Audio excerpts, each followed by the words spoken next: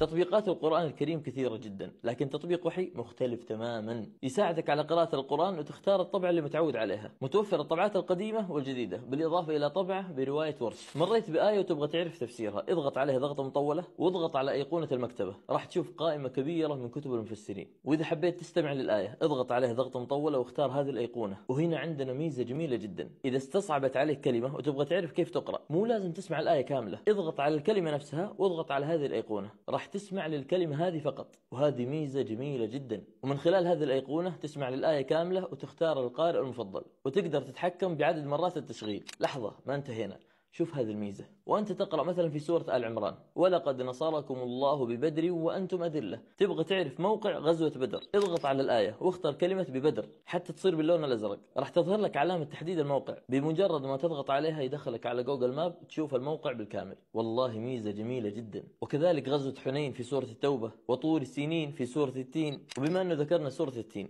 تبغى تعرف شكل التين، اضغط على كلمة التين راح تشوف أيقونة صورة، اضغط عليها وتنفتح لك عدة صور بدقة عالية، وكذلك بتقنية الواقع المعزز 3D. وفي ميزة أعجبتني جدا، إذا حاب أنك تقرأ وردك من خلال الجوال أو الأيباد أو اللابتوب، افتح على الصفحة اللي تبغاها واختر هذه الأيقونة، راح تتحرك الصفحة معك للأعلى وتقدر تتحكم بسرعتها. اكتب في متجر التطبيقات وحي وحمل التطبيق، راح يضيف لك الكثير والكثير.